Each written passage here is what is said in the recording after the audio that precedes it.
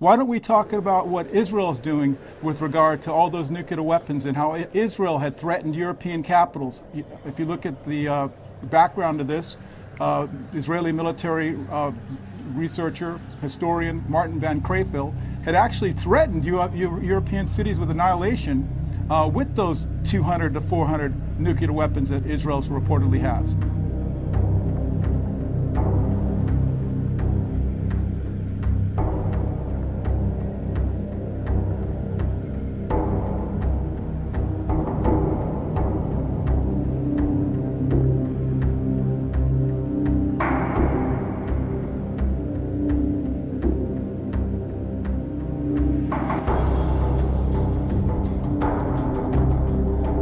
A yes-no question for you. Does Israel have nuclear capabilities and nuclear weapons? Yes or no? We've always said that we won't be the first to introduce it, so we haven't introduced it. But that's not an answer to the question. Do you have them or do you not? Of any country. It's as good an answer as you're going to get. Israel has 2 nuclear research centers at Dimona and Sarek. Latest estimates suggest Israel's produced at least 118 warheads with weapons-grade plutonium. The Jericho ballistic missiles are capable of carrying such weapons. The Jericho 1, which is now obsolete, had a range of 500 kilometers and could carry a 20-kiloton nuclear warhead. That's 20 times more powerful than the US bomb dropped on Hiroshima in 1945. The Jericho 2 has a range of 1,500 kilometers. It could just reach Iran and is believed to be able to carry a 1 megaton nuclear bomb. That's 1,000 times more powerful than the Hiroshima bomb. And it's thought a Jericho 3 is now being developed, able to travel around 5,000 kilometers, bringing all of Iran and Europe into its range. Hey, stop! Why? I just don't get it. I always catch you fuckers watching this sick shit. This is sickening. Ladies and gentlemen, you must understand the Talpiot Program and its importance and the domination of Israel of the high technology. It doesn't need a nuclear weapon because the nuclear weapon is their ability to switch off your infrastructure. It doesn't need a nuclear weapon because the nuclear weapon is their ability to switch off your infrastructure.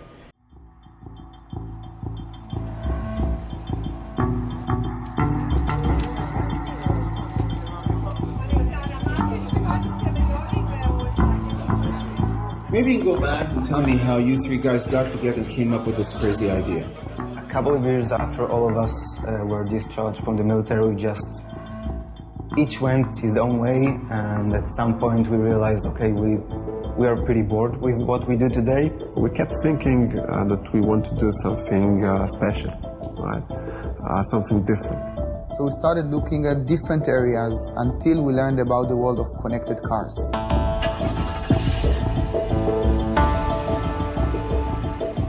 Cars are way more computerized than we realize. You have dozens of different computers in each vehicle. Almost everything you can imagine is somehow controlled by a computer. In the recent years, it became almost a trend to connect vehicles to the internet. And once you take such a complicated machine that has so much software in it and so many computers and you connect it to the internet, you have a serious problem. So how do you guys know how to do all this stuff? The 3 of us served together in the military in Unit 8200. In the 8200 units. We have served for 6 years together in the 8200 intelligence unit.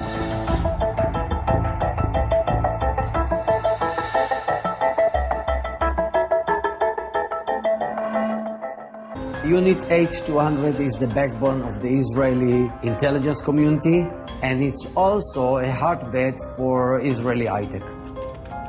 In recent years, when the name of the game is cyber, offensive cyber, defensive cyber, Unit 8200 is there among the top 4 or 5 leaders in the world. The exact comparison is to US NSA, to British General Communication Headquarters. Hello. Unit 8200. An Israeli military intelligence program. And these graduates of the Israeli Defense Force now come to your corporate HQ to assist you in keeping the bad guys out. But what if the guys trying to get in are the same guys who just came to your IT department? We all know the old gangster scam, start a window repair business, pay people to break windows. I put to you, this is exactly what Israel has done. The world of cybersecurity is totally dominated by Israel. But even more than Unit 8200 is the other military program few knew about till very recently, and few talk about to this day, the Talpiot Program. This is a vastly different program to Unit 8200. This is a program that has been operating for over 30 years, a program that creates large corporate entities that now dominate the world's IT sector. The Talpiot program is an elite Israeli Defense Force training program. The recruits have to demonstrate outstanding academic ability in the sciences and show great leadership potential. Graduates of the Talpiot program pursue double majors in higher education while also serving in the army. They then utilise their experience to further Israeli Defense Force research and development in technological leadership positions. The program was inaugurated in 1979. The idea was to harness human creativity to develop new technologies for the army. The program is sponsored by the Israeli Air Force and Israeli Defense Force Administration for the development of weapons and the technological industry. It is run directly under the auspices of the Hebrew University of Jerusalem. In addition to the 3 years obligated by Israeli law, military service includes 6 years of standing army service in a wide variety of positions. The total program, including military service, is 9 long years. These graduates go on to own and create and run their own companies. Many end up as the heads of corporations such as Microsoft in Israel.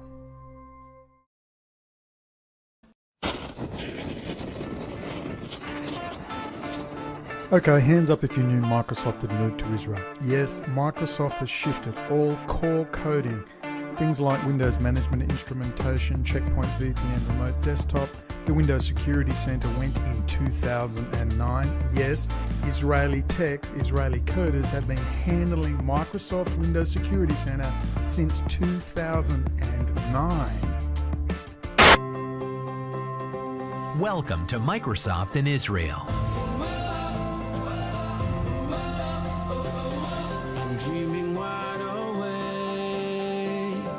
From research and development to sales and marketing, our teams deliver devices and services that help people make the most of any moment.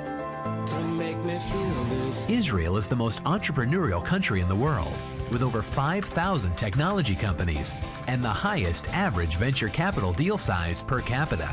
It is a hub of innovation, with top-notch computer science academic institutes and revolutionary technologies. Since 1991, Microsoft has operated a strategic global research and development center that employs hundreds of engineers, leads strategic investments, and has become a technology leader in high-growth domains and cutting-edge research. Microsoft empowers tens of thousands of people in Israel, working together with entrepreneurs, students, researchers, and partners to advance the local high-tech industry through various programs, such as the Microsoft Accelerator, cooperation with the academia, BizSpark, and DreamSpark.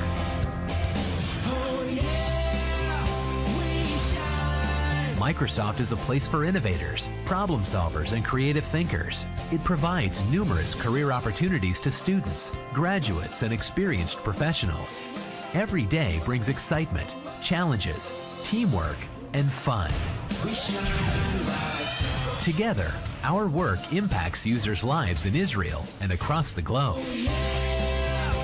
Together, we help people make the most of any moment.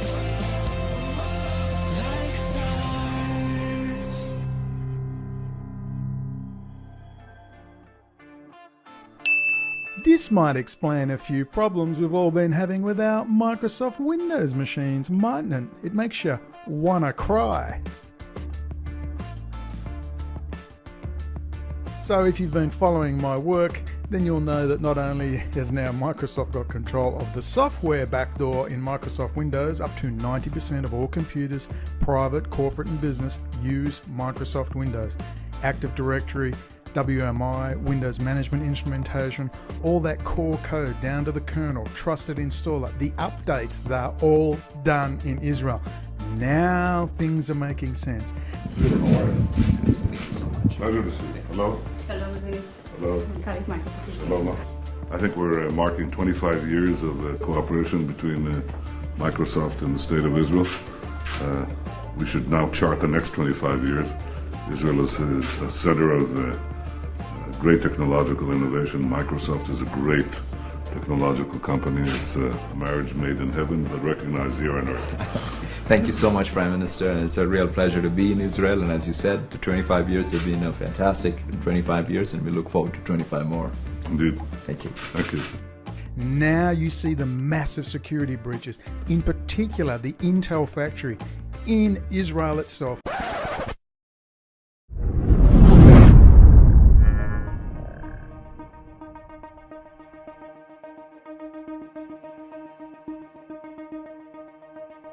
What is the Intel management system and why should you care? What is the ARC processor, jointly developed by Goldman Sachs and others for the Internet of Things? The combination of these technologies results in the crown jewel of the hardware facet of the worldwide Talmudic Talpiot takeover program, or TOP for short. This Talmudic technological takeover is part hardware and software, but also people, placing them in key positions around the world.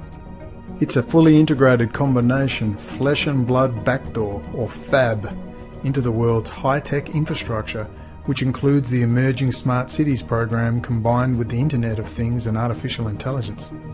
But the crown jewel of the Talpiot program is the ARC processor that sits within the Intel management system, a CPU sitting physically within the Intel CPU with its own fully functioning Linux-based operating system, completely transparent to the Windows, Apple or Linux-based operating system functioning at the user level. This is the ultimate backdoor of backdoors, and it was designed and fabricated in Israel as the basis of the new Core series of Intel CPUs, integrated between 2006 and 2008. These are the same CPUs that all server farms all over the world use. Every Google server farm, Facebook, corporate, public and private. The NSA insisted on a patch that could switch off the Intel management system for sensitive systems. No such luck for us mere mortals. The Intel management engine cannot be switched off and is a wide open hardware backdoor for Israel to get into any and all computer systems around the world. If you think the AMD line of CPUs are a safe option, think again. They have the platform security processor and it has the exact same problems. Besides, AMD, once a joint operation between Texas Instruments and the Chinese government, is now virtually wholly owned and controlled by China. The ARC processor is tiny and its multiple formats, it is filling the Internet of Things, from light bulbs to self-driving cars to robots, you name it. Think about it. Think about the power this gives the Israeli state and this Talmudic technological takeover.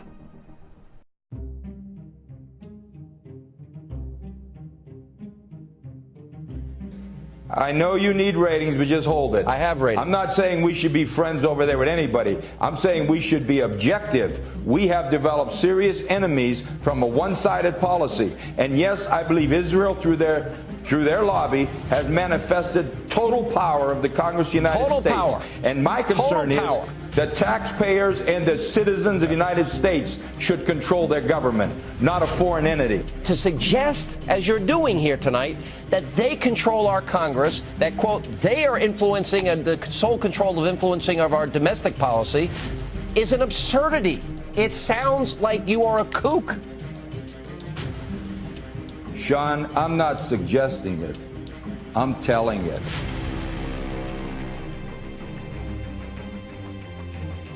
But I'll tell you one thing, unlike America, Israel seems to be able to fight wars very quickly. What is your secret? Because we don't seem to have the hang of that. The secret is that we have America. What was it like there? Well, in the first part of my day, I was building this round-the-clock backup system called Epic Shelter. So if there was some catastrophe, say terrorists burned down every embassy and NSA post in the Middle East. This program would ensure we wouldn't lose any of that data. But then I would have to put it aside when visitors would show up. NSA wanted to impress the Japanese, show them our reach. They loved the live drone feeds. This is over Pakistan right now. They were not as thrilled to learn that we wanted them to help us spy on the Japanese population. They said it was against their laws. Of course, we tapped the entire country anyway. And we didn't stop there, because once we owned their communication system, we started going after their physical infrastructure. We'd slip these little sleeper programs into power grids, dams, hospitals, and the idea was if the day came when Japan was no longer an ally, it'd be lights out. The nuclear weapon is the ability to switch off your infrastructure. And it wasn't just the Japanese. We were planning malware in Mexico, Germany, Brazil, Austria. I mean, China, I can understand, or Russia, or Iran, or Venezuela, okay, but Austria? You're also being ordered to follow most world leaders and heads of industry.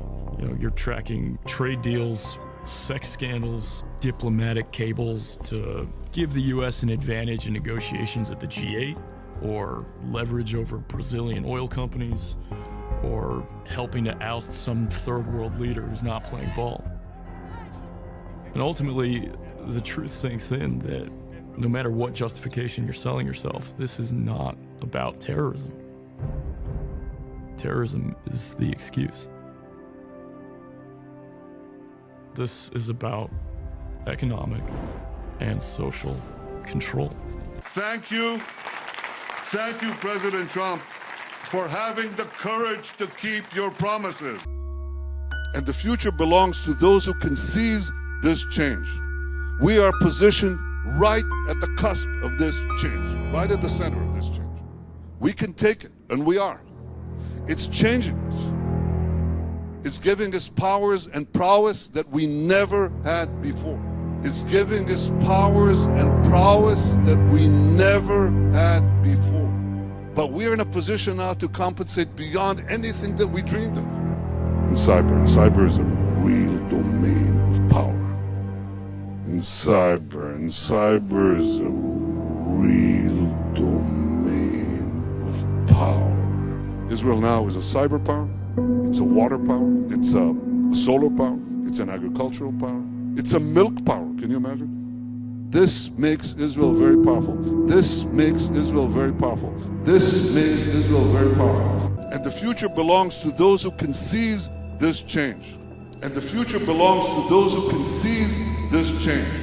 We are positioned right at the cusp of this change, right at the center of this change. We are positioned right at the cusp of this change, right at the center of this change. We can take it, and we are. It's changing us. We can take it, and we are. It's changing us. And cyber is a real domain of power.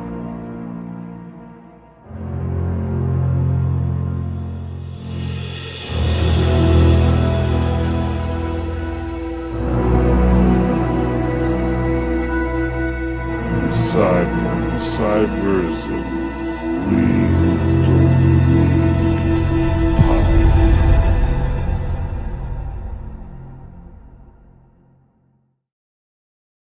Perhaps you can now understand